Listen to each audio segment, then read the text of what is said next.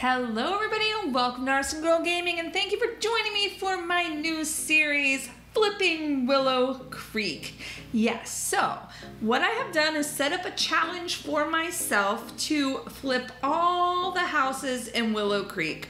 I'm starting with the Streamlet Single, which is what this video is based on, and I will work from least expensive up to the most expensive, and perhaps even renovating all of the shops and public spaces. So we'll see how that plays out down the line, but I figure the economy is on the rise. It is time to give the town a facelift, bring these drab little houses into this decade and spruce them up a little bit so that people can move in and have a nice place to live.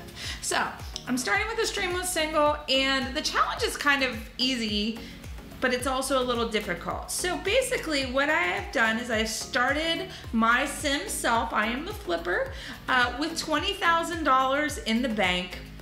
And that is about the amount that she will be able to use to buy this house.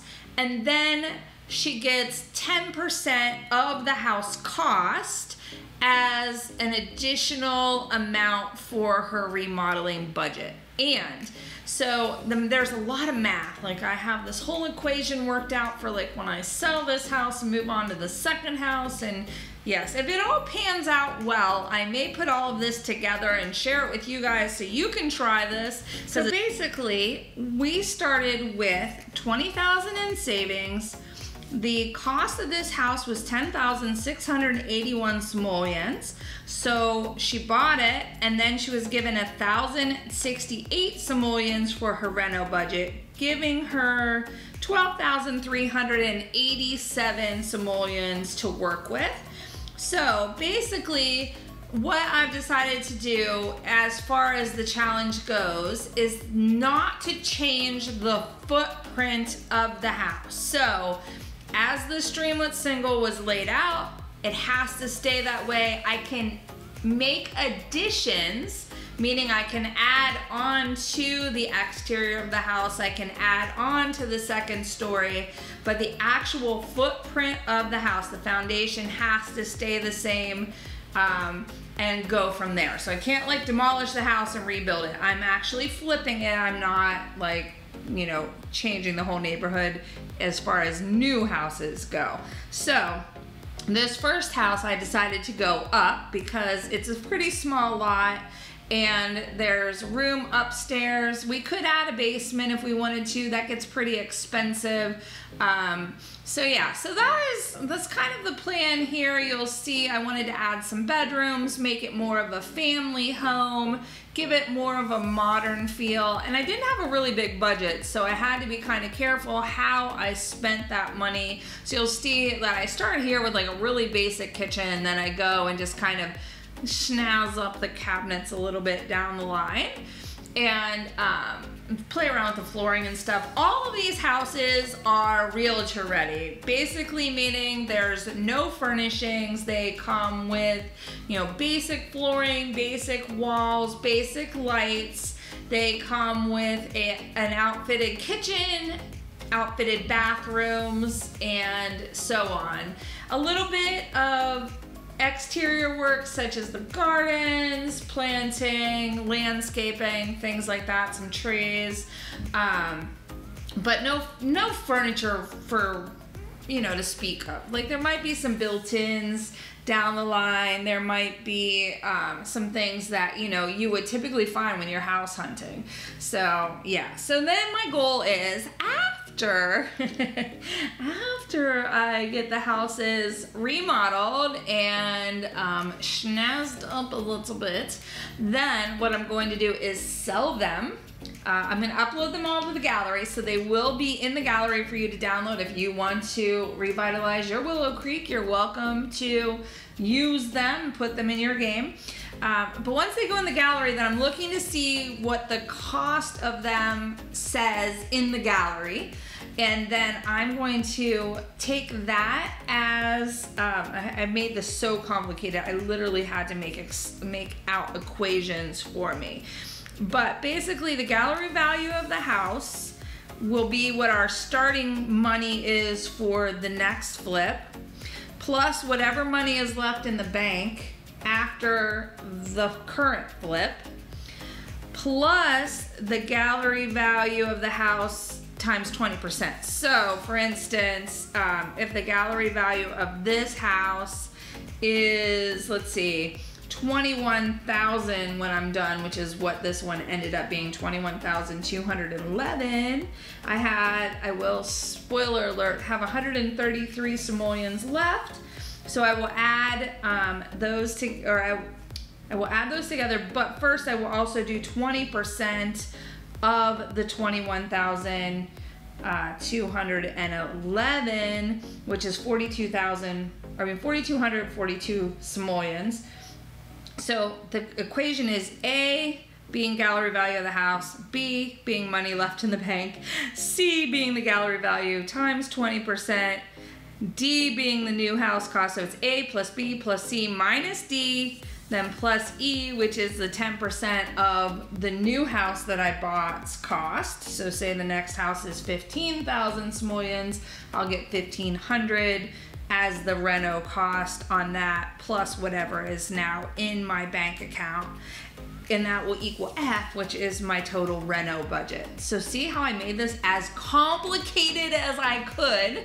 I literally I've already done the second house, and I literally sat there with my calculator trying to figure out how I could have like a little bit of additional money so that like I keep rolling, like, right? I want to have more and more and more so that when I come and get to the more expensive houses, I have a bigger budget to work with. So that's why I'm going to make a 20% profit off of the houses right off the bat, and kind of use that and see that if I'm snowballing this correctly. If you guys have any suggestions for better ways for me to financially handle this and grow my budget, please let me know in the comments, because I feel like maybe I'm making this way more complicated than it needs to be, but I can't really come up with a better way to do it since we don't have like a real house sale kind of system in the game. But that is kind of how I'm playing. And then I use testing cheats when I come in and I set my money to the value. So like when I came into this house, my money was set at the 12,387 that I should have to do the reno completely on this. So it's really, really challenging to kind of stay within the confines of that budget. It's kind of a take on my 10,000 simoleon house builds. You know, it's very easy. I love cheats in this game, so it's very easy for me to turn on cheats and, you know, from there, set my money at $1 million or 1 million simoleons, and I just go to town and do whatever I want, and I don't worry about a budget, and I don't worry about constraints, and I just kind of go to town. So for me, this is a real different way of building, because I'm constraining myself and saying, what can I do? What can I do to be creative within these constraints, be it having a budget for a brand new build or having a budget for a remodel. And it's a lot of fun. So, you know, I hope that this fleshes out nicely enough that I really can share it with you guys in written form so you can take on the flipping challenge. If it goes well, I do plan to expand this to the other worlds in our game and make my sim self a real estate mogul. I'll never be one in real life, but perhaps in Sims life I can. But yeah, so so that's pretty much where I'm at on this one. And you can see what I mean about upgrading the kitchen. I had a little bit extra money in my budget, so I did a little bit nicer flooring in the kitchen, a little bit nicer flooring in the bathrooms. I updated the counters, or countertops, cabinets, etc. in the kitchen. A lot of this stuff costs money where you would not expect to be spending it. And so it gets really kind of funny that way when I start going, oh my gosh, really? Was I just willy-nilly spending all this money when I was doing these builds before? How did these cabinets get so expensive? Oh my gosh, you mean that shower bathtub combo is 2,000 simoleons? Like, it's just a realm that in all these years I've never really focused on. So it's kind of fun, and I like the outcome, and I really think this house came out super cute.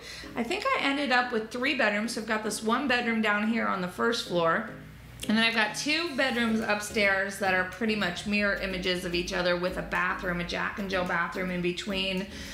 So we ended up with 2 bathrooms. I think originally this house was a 1 bedroom, 1 bathroom, you know, single house, 1 floor, no backyard to speak of. And so I was able to kind of, as you saw there, just shuffle it on the lot just a little bit. So I had a little bit more room for a backyard, sort of, you know, a little space to entertain. These are not big lots. Nobody's throwing a wedding back here, but at least maybe they can go outside on the back porch, look at the water, have, you know, coffee or breakfast or something. So that was kind of my thought behind this. And of course I want to give them a nice yard because it is 2018. We have come out of the housing bust.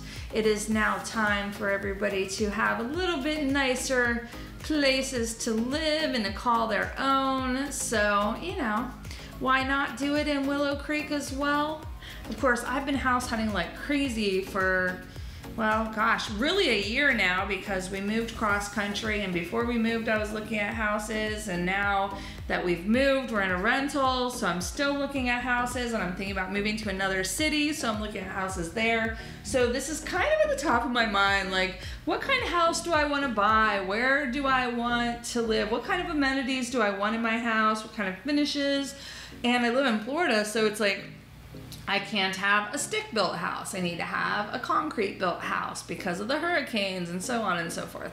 So houses are just like swimming around in my head, so it makes perfect sense that I would get into something like this. So anyway, you guys, that's it. I am gonna let you see the finished product here in just a moment, but if you enjoy the video, give me a thumbs up, let me know you watched. Of course, if you're new to the channel and you don't want to miss out on anything, make sure you subscribe, ring the bell, let YouTube know that you would like notifications when I post something new on the channel, and that way you won't miss out on anything that will be coming down the line.